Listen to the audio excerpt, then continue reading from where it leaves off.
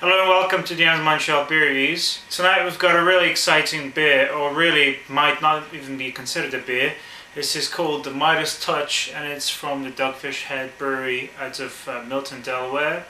I've had at least 4 beers from that brewery and I really like them, respect them for what they do, and Sam Calagione, the brewmaster, is really good at what he does and really passionate about beer. Thus, I guess we get something like this. It's an experiment. Apparently it's based on a over 2,000 year old recipe from using ingredients found in the tomb of King Midas, apparently in Turkey. And this beer has no hops in it, and it's handcrafted with barley, honey, white muscat, grapes and saffron. It's probably going to be spicy. It's also 9% ABV, so I'm happy it's a small bottle. I don't want to get wasted tonight.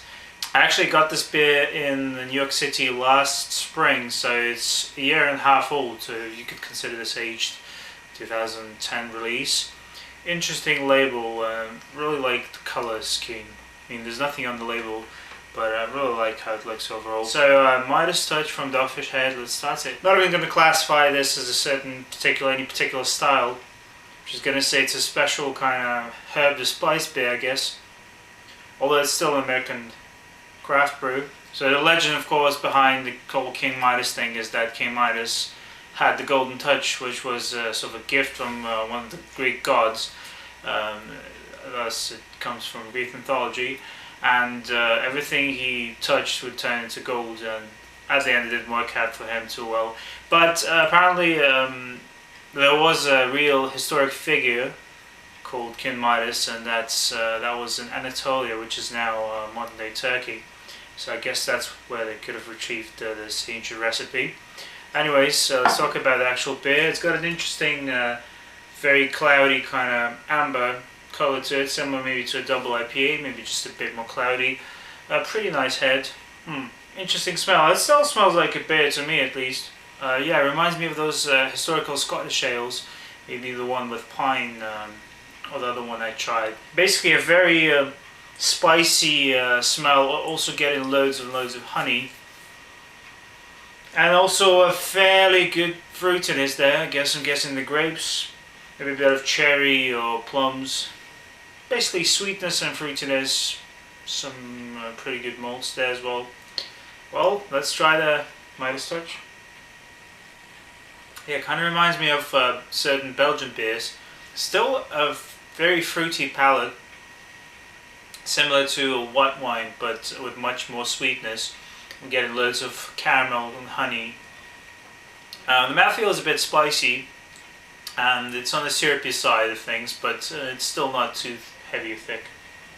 Medium level carbonation, really good malt backbone. I'm not sure what saffron is supposed to taste like, but as I've said, it gives that a certain spiciness, and it prickles the tongue a little bit, similar to maybe Chimay Red or the Belgian style doubles. And in terms of the fruitiness, it's also quite similar. I'm getting cherries, plums, actually getting both white and red grapes. Just like the Dogfish Head 90 IPA, 90-minute IPA, which is also 9% ABV, this has a very good drinkability, and I'm not really tasting that much alcohol, just a bit. Alright guys, I'll be back in a few moments. I'm going to enjoy this beer a little more and come back with my final thoughts. Yeah, this is a very peculiar and interesting beer overall. I've actually grown to like it a lot throughout the 10 minutes I'm drinking, I guess. What can I say? Really smooth mouthfeel overall. I mean, as I've said, it's a bit syrupy and on the thicker side of things, but it's very soft on the palate. It's not aggressive as far as the alcohol content goes. So you might actually be able to drink a couple of these in a row if you want to. Of course, I don't really have any more. The spices are not too intense, and it's pretty actually enhancing. It enhances the whole experience. I'm still really strong on the fruit side. Plenty of malts, plenty of sweetness, but it's okay. It's not too much. It's more of a dessert beer, more of a sipper kind of beer. But it's not like, you know, the Sammy Klaus from Austria, which is very hard to drink, but it's still tasty. This is not even hard to drink, it's very drinkable. I guess that's the benefit of having a Dogfish beer. As far as the ancient recipe thing goes, I'm not sure how authentic this is, but it's certainly a good experiment. And it does remind me of doubles, Belgian doubles, in terms of that apple, cherry, grape kind of taste you get. So yeah, it might be actually similar to a white wine. I'm not an expert and I'm not pretty keen on wine either way. But there are certain qualities that also make it comparable to red wine. So it's sort of a mixture of things. I'm going to give this, I don't even know what to give it because, you know, it doesn't really fall into any particular category of beer. But it's a definite 8 out of 10, I guess. Maybe even a 9. I'll give this an 8 just to be fair, but it could be a 9.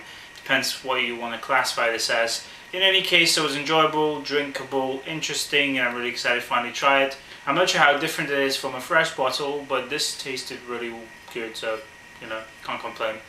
Midas Touch, 8 out of 10. That was it, guys. See you in the next one. Cheers. Take the beer.